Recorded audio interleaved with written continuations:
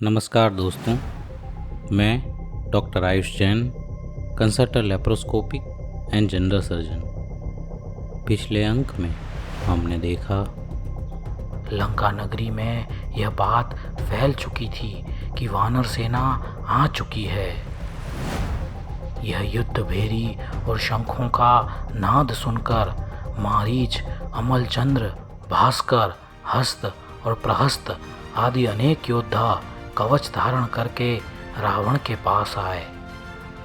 विभीषण को यह सब देखकर लगा कि अब युद्ध का समय बहुत ही निकट आ चुका है। विभीषण ने आखिरी बार फिर से रावण से विनती की, हे स्वामिन, पर स्त्री के कारण आप स्वयं की कीर्ति को इस आर्यावर्त में क्यों नष्ट कर रहे हैं? आपके पास भोगों की कहाँ कमी है? श्री राम स्वयं यहाँ पधारे हैं, सो उनका सम्मान कर सीता उन्हें सौंप दीजिए। हे देव, यह युद्ध टल जाएगा और हमारे कुल पर लगा हुआ कलंक भी मिट जाएगा। पर रावण के पुत्र इंद्रजीत ने बीच में ही कहा, काका जी, आप तो जन्म से ही भीरू और कायर हैं। आपने हमारे कुल को दूषित कर दिया। क्या आप मेरे पूज्य पिताजी के बंधु हैं? आप इनके बल को नहीं जानते? विद्याधर राजा इंद्र को जीतने वाले त्रिखंडाधिपति के सामने आप इस प्रकार बोलते हैं? मुझे लगता है आपका जीवन समाप्त होने की घड़ी आ पहुंची है। इससे पहले भी आपने झूठ बोलकर पिताश्री को ठग लिया था और दशरथ के वध की प्रतिज्ञा भंग कर उसे छोड़ दिया था। अब आप राम लक्ष्मण जैसे भूचर का भय बताकर उन्हें बचाने का निर्लज्ज प्रयत्न कर रहे हैं। मुझे लगता है कि आप राम के पक्षपाती हो गए हैं। राम ने आपको अपने पक्ष में मिला लिया है, इसलिए अब आप युद्ध मंत्रणा में सम्मिलित होने के भी योग्य नहीं रहे। इंद्रजीत, तू साहस कर रहा है। जरा न्याय नीति को देख और परिणाम का विचार कर। जिन्हें तू उपेक्षित समझ रहा है, उन्होंने खरदूषण जैसे महारथी को पूरे सैन्य सहित नष्ट कर दिया। साहसगति जैसे दुर्द्वेषी योद्धा को मार डाला। तू भूल गया उनके दूत हनुमान के पराक्रम की बात? यह बात तो तेरे और हमारे सभी के सामने हुई। भरी सभा में सारे बंधन तोड़कर और बंधुवर के मस्तक पर लात मारकर नगर के भवनों को नष्ट करता हुआ और हमारे प्रताप को रौंदता हुआ वह वानर यहाँ से चला गया और हम उसका कुछ नहीं बिगाड़ पाए। इन प्रत्यक्ष घटनाओं को देखकर भी तू नहीं समझता और मुझे मूर्ख भीरू और शत्रु पक्ष में मिला हुआ समझता है। वास्तव में तू स्वयं पितृकुल का नाशक है। तेरा पिता कामांध हो गया है। जरा न्याय दृष्टि से देख इंद्रजीत। तत्पश्चात विभीषण ने रावण को देखकर फिर से कहा, बंधुवर समझो, मैं फिर से निवेदन करता हूँ, कुमति छोड़ो और सुमति अपनाओ। यह गया हुआ अवसर वापस नहीं आएगा। पर रावण के पाप का उदय होने वाला था। विभीषण की हित शिक्षा ने रावण की क्रोधाग्नि में घी का काम किया।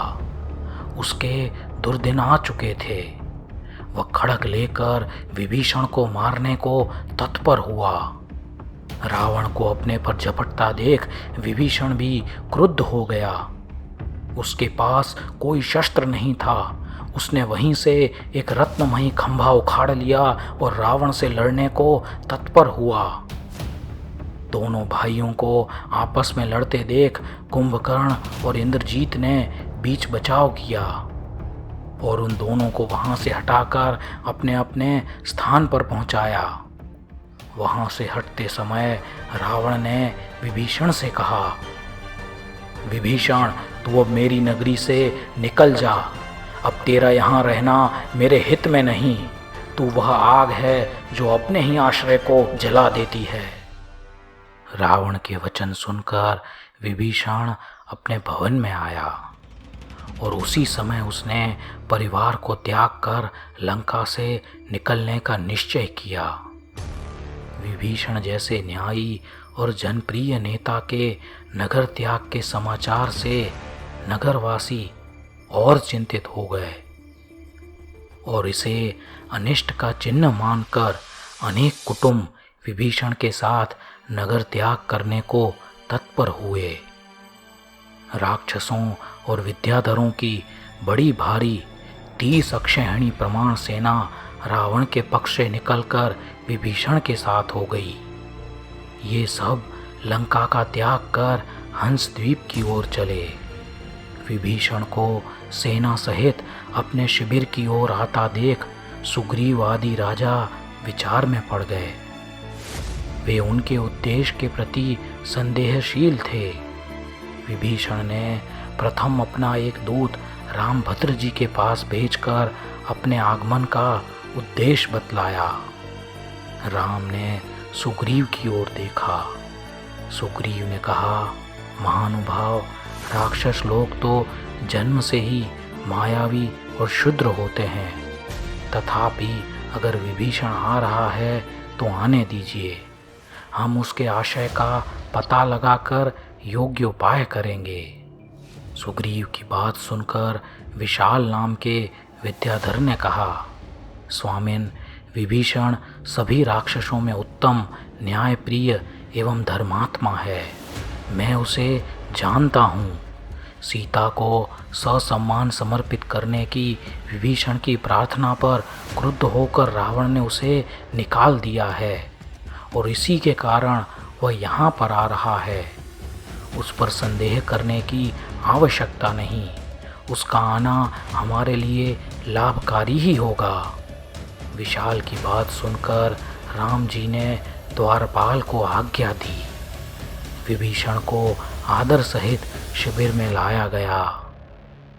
राम को देखते ही विभीषण प्रणाम करने के लिए झुका। राम जी उठे और उन्होंने विभीषण को भुजाओं में बांधकर छाती से लगा लिया।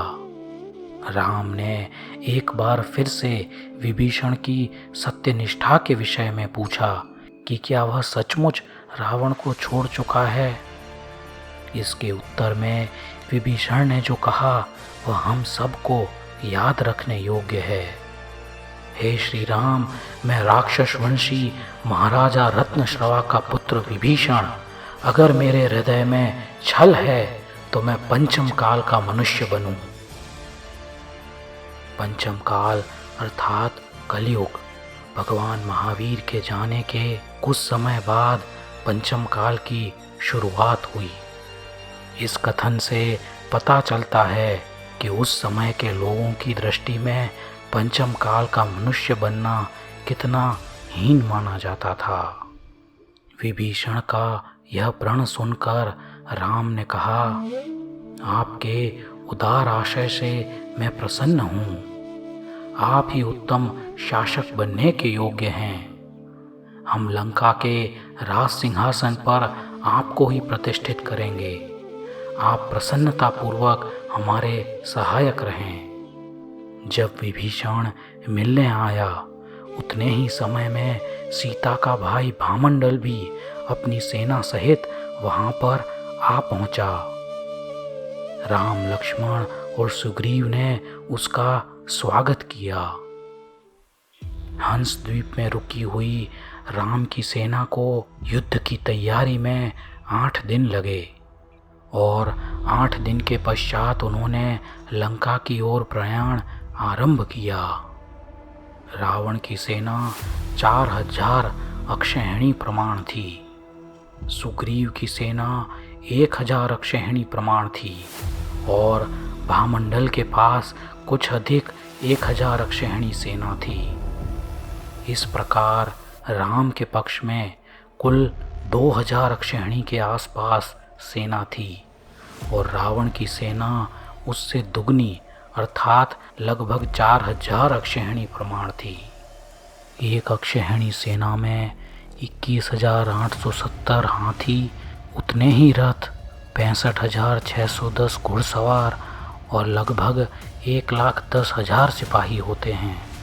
तो हम विचार कर सकते हैं कि यह दोनों सेनाएं कितनी बड़ी रही होंगी। दोनों सेनाओं में करोड़ों और अब्जों के प्रमाण में योद्धा थे।